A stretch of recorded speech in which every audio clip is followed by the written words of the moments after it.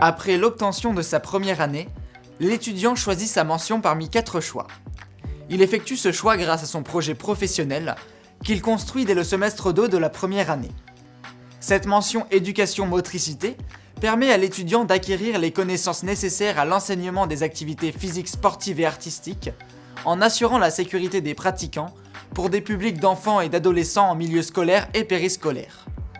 À l'issue de sa formation, l'étudiant sera à même de construire, conduire et d'évaluer un enseignant de l'EPS ou des APSA. La formation éducation et motricité est organisée en 2 ans de formation, licence 2 et licence 3, pendant lesquels les étudiants effectuent 2 stages d'orientation universitaire professionnelle obligatoires en 2e année de licence, semestre 3 et 4, et un stage spécifique obligatoire de 70 heures minimum en 3e année en relation avec la mention choisie.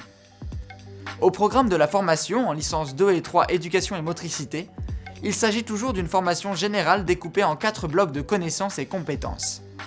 Le BCC 1, construire son projet professionnel et se positionner dans un secteur d'activité identifié.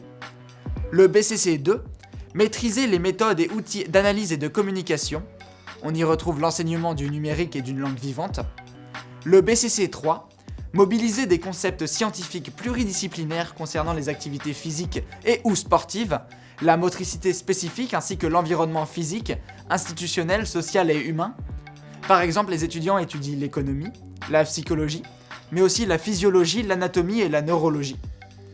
Le BCC 4, élaborer, planifier et encadrer les activités physiques et sportives, adapter ses interventions professionnelles à des champs professionnels, des secteurs économiques, des publics et des dimensions de métiers particuliers, comme mise en œuvre de projets éducatifs dans le 1er degré et dans le 2nd degré, questions vives dans le système scolaire. Voyons maintenant les compétences spécifiques dans le parcours éducation et motricité.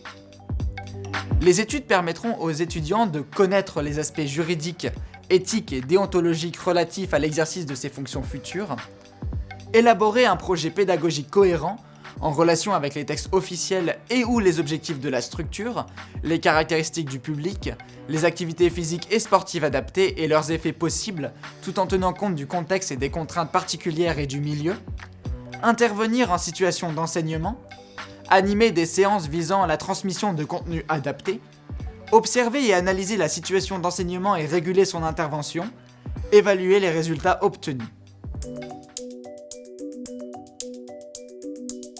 Après la licence, vous pouvez vous diriger vers un master métier de l'enseignement, l'éducation et la formation, le MEF. Les titulaires de la licence 3 éducation et motricité peuvent intégrer directement le monde professionnel et ou poursuivre dans différentes spécialisations du master MEF. Voici quelques exemples de métiers. Professeur d'éducation physique et sportive en France et à l'étranger, professeur des écoles, conseiller principal d'éducation, conseiller pédagogique en EPS du primaire, éducateur sportif, éducateur territorial des activités physiques et sportives.